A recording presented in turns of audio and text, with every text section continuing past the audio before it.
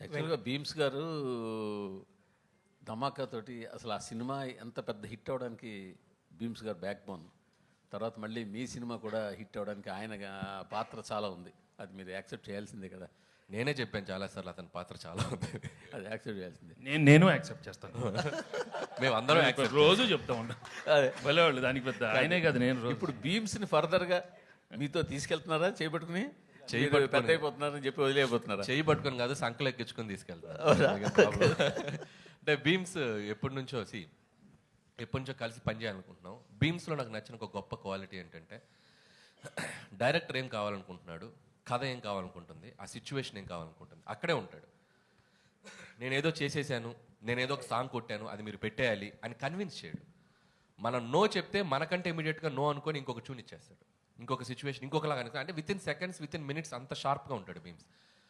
నాకు తెలిసి భీమ్స్ టైం ఈ పొంగల్ నుంచి మొదలైంది. నాకు తెలిసి నెక్స్ట్ ఒక 5-6 years 10 years భీమ్స్ భీమ్స్లో మంచి క్వాలిటీ అండి. ఇంకో మంచి క్వాలిటీ మీరు చెప్పలేదు. ఎక్కువ స్టేజ్ మీద ఏం చేయడు. ఎందుకులేండి మనం. సార్ వెంకటేష్ గారు ఇక్కడ, అనిల్ గారు, వెంకటేష్ గారు, హాయ్. Hi sir. సార్ ఏకంగా ప్రొడ్యూసర్ మీద ఐటీ రైట్స్ వచ్చే స్థాయికి ఈ సినిమా కలెక్షన్ రావడం మీద మీ అభిప్రాయం ఏంటి? అయిందా? నిజమా?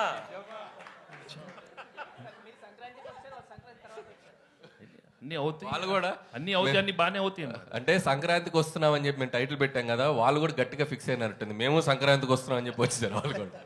కాదు అనిల్ గారు, ఇప్పుడు పాపం మీ ప్రొడ్యూసర్ ఏమో బాధలు ఉంటే మీరు సక్సెస్ చేసుకోవడం కరెక్ట్. మా ప్రొడ్యూసర్ బాధలో లేరండి. ఇండస్ట్రీలో చాలా మంది మీద జరుగుతున్నాయి రైట్స్, ఆయన ఒక్కడి మీద జరగట్లేదు. అండ్ ఇట్స్ చాలా ఇది ఒక ప్రాసెస్లో భాగమే. ప్రతిసారి 2 ఏళ్ళకి ఒకసారి 3 ఏళ్ళకి ఒకసారి ఇండస్ట్రీ మీద కానీ బిజినెస్ సర్కిల్స్లో కానీ ఐటీ రైట్స్ జరగడం సర్వసాధారణం. సో అలాంటి ఒక ప్రాసెస్లో జరిగే భాగం. ఇంకా వాళ్ళు మేము వాళ్ళకి కాంటాక్ట్ అవ్వలేకపోతున్నాం. ఎవరో డ్రైవర్స్ నుంచి దొంగచాటుగా అక్కడక్కడ పట్టుకుని, సార్ మేము ఇలాంటివి చేస్తున్నాం అంటే రాజుగారు ఒకటే చెప్పారు, మేము వచ్చినా రాకపోయినా మీరు ప్రమోషన్స్ కానీ ఇంట్రాక్షన్స్ కానీ ఏవి ఆపొద్దు, ఈ సినిమా విజయాన్ని ప్రజల మధ్య మీరు పంచుకుంటూనే ఉండండి. వాళ్ళ క్లియర్ ఇన్స్ట్రక్షన్ మాకు ఉంది కాబట్టి హ్యాపీగా మేము మా పనిలో మేము సినిమా గురించి, ఇదేదో మా పర్సనల్ ఇది కాదు, సినిమా కోసం జస్ట్ కేమ్ హియర్. సుకుమార్ ఇంట్లో జరుగుతుంది, మీ ఇంటికి కూడా వస్తారా? సుకుమార్ ఇంటి పక్కకి నేను ఇంకా షిఫ్ట్ అవ్వాలా, త్వరలో షిఫ్ట్ అవుతున్నాను ఫిబ్రవరికి. కాబట్టి మా ఇంటి పక్కకి లేను కాబట్టి ఇంకా రాలేదు. ఇప్పుడు మీరు అడిగారు కాబట్టి ఖచ్చితంగా వాళ్ళు వచ్చే అవకాశం ఉంది. వెంకటేష్ గారు సార్ మా డైలీ ప్రొఫెషన్ వైజ్గా చాలామంది హీరోని కలుస్తూ ఉంటాం. బట్ క్లియర్లీ చెప్పాల్సింది ఏంటంటే, వెంకటేష్ గారు ఒక డిఫరెంట్ కైండ్. ఎలా అంటే మీ సినిమాల్లో మీ మీద సెల్ఫ్ సెటైర్ వేసినా సరే గ్రేషియస్గా తీసుకునే యాక్టర్ మీరు. అలాగే ఇప్పుడు ప్రమోషన్స్ అంటే ఒక బార్ అనేది, ఒక రిస్ట్రిక్షన్ అని ఏమీ పెట్టుకోకుండా సినిమాని ఆల్అవుట్ ప్రమోట్ చేసిన హీరో మీరు. ఇప్పుడు ఆ తాలూకు ఎఫెక్ట్ అంతా కూడా ఇప్పుడు కలెక్షన్స్ మీద కనపడుతుంది. ఒక మాట చెప్పాలంటే, ఇప్పుడు వచ్చే కలెక్షన్స్ ఎవ్రీథింగ్ మీరు you are more than deserved for it. Thank you. And Anil గారి గురించి చెప్పాలంటే క్వశ్చన్ ఏం లేదు సార్ మీకు. I just wanted to say thank you so much. Anil గారు, తొందరలో మీ మీద కూడా రైట్స్ జరగాలని కోరుకుంటున్నాను. ఓరి నాయనో, నిన్న మీకు ఒక జోక్ చెప్పాలి.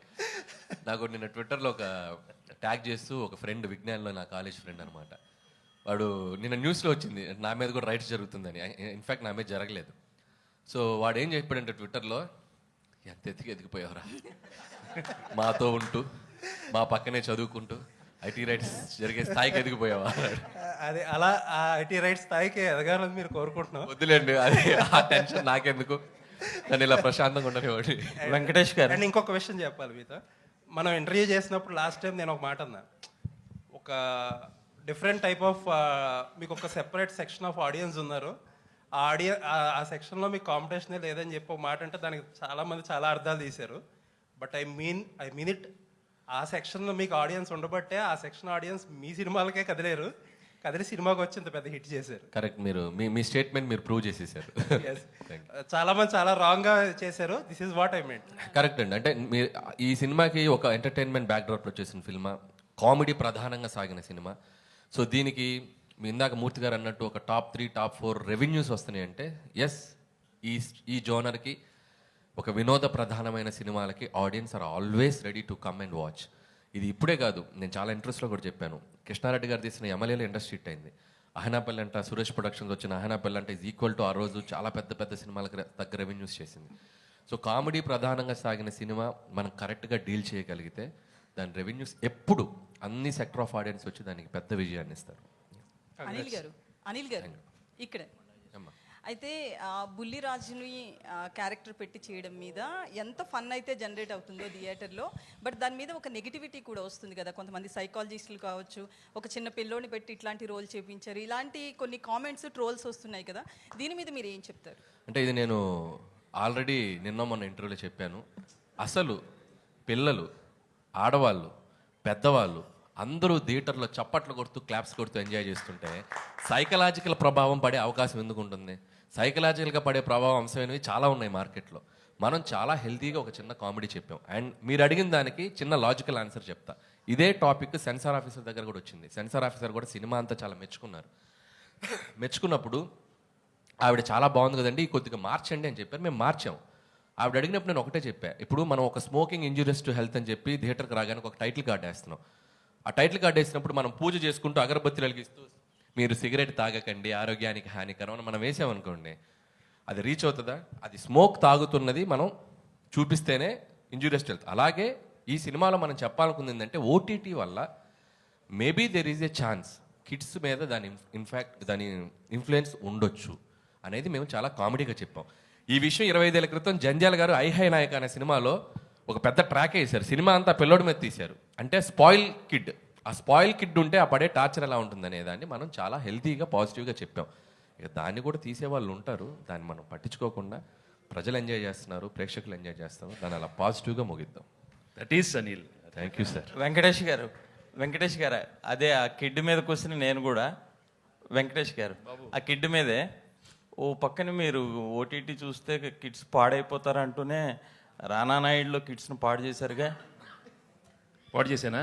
నాకు అనిపించలేదమ్మా. మనమండి నీకు మరి. అనిపిస్తే నేనేం చేయను. ఎంతమంది పాడేవారు నాకేం తెలుసమ్మా. అది నేను కాదు. I did a sincere job. I felt it was little too much. Second season కొంచెం తగ్గించాను. What I can do I will do. So దానికి అక్కడ మీరు అన్నదానికే సమాధానం చెప్పారు వెంకటేష్ గారు. సీజన్ 2లో అంత ఉండదు. Yeah. ఆ సీజన్ 2 ఎక్కువ 1లో కంప్లైంట్స్ వచ్చినాయి, ఇప్పుడు తగ్గించేసాం. That's all. ఇప్పుడు ఇంకొక ప్రశ్న. మొదటి రోజు 1000 రూపాయలు, 800, 600 టికెట్ల ప్రైసులు పెంచుకొని వారం రోజులు పెంచుకొని సినిమాలు రిలీజ్ అయ్యాయి. మధ్య ఏ టికెట్ ప్రైసు లేకుండా, అంటే హై ప్రైస్ లేకుండా ఆ సినిమాలని వారం రోజుల్లో రికార్డు బ్రేక్ చేసింది మీ cinema.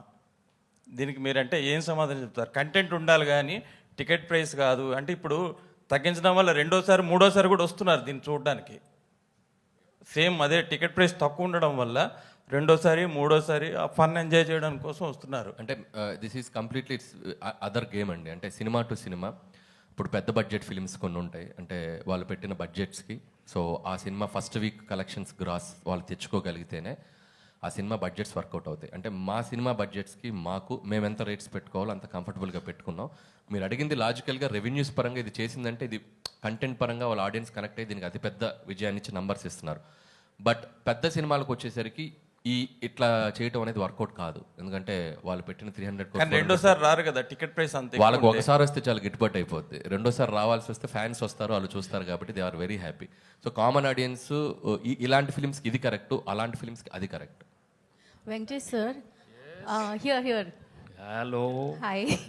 So you've had a long stint in your career. So what has been the most fulfilling moment for you as an actor? And my second question is, you worked with Mr. Anil earlier.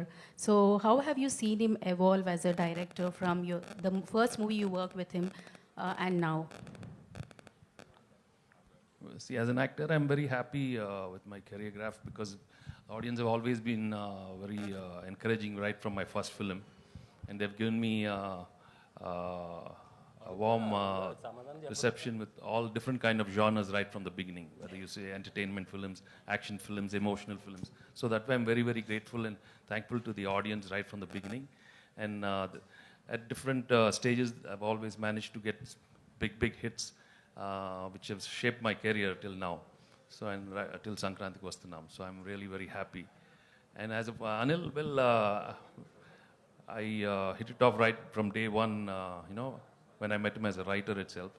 So I knew he had the spark, and we gelled very well. It's very important to have a very good rapport. Yeah. And right from day one, we are more like friends, and I'm not like a hero with him. I treat him as my own co-writer or, something like that. So I think we enjoy working together. So that's why I think we see very good results. And my whole working style with him is, if there's anything wrong with the script also, we work more like writers. So there's a lot of bounce back ideas within us. So that's why, and he's very, very flexible when it comes in the, on the spot. So, and he's got so much energy, and I just love his energy. Yeah.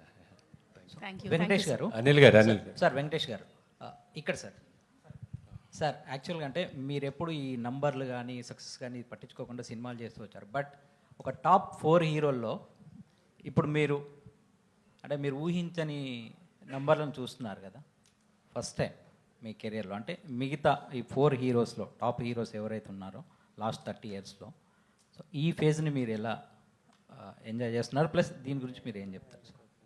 ప్రతిరోజు I mean you just have to keep on right from the beginning చెప్పాను కదండి. God has given me an opportunity to work hard in this profession right from day one. నేను యాక్సిడెంట్గా వచ్చి as an actor. So right from day one, what I've learned from the elders and from the technicians, you just keep working hard and you keep getting good success, and అప్పుడప్పుడు failure వస్తానే ఉంటుంది. I think if you make that very simple, life is very, not complicated. So numbers అనేది ఏముందండి దానికి I don't think. సైలెంట్గా కొడతారు వెంకటేష్ గారు. మీరు గమనిస్తే 2000లో కలిసి ఉందాం రా ఆ రోజుల్లో, కరెక్ట్గా ఎగ్జాక్ట్లీ Jan 14th రిలీజ్ అయింది అది కూడా మన సినిమా కలిసి ఉందాం రా. సో దట్ ఆల్సో ఆ రోజు అప్పట్లో ఇండస్ట్రీ హిట్ అయిపోయింది. సో వెంకీ గారు ఏంటంటే కొట్టినా సైలెంట్గానే ఉంటారు, కొట్టేటప్పుడు సైలెంట్గానే ఉంటారు. But we should always constantly keep improving ourselves, basically. Anil Anil గారు అనిల్ గారు ఇక్కడ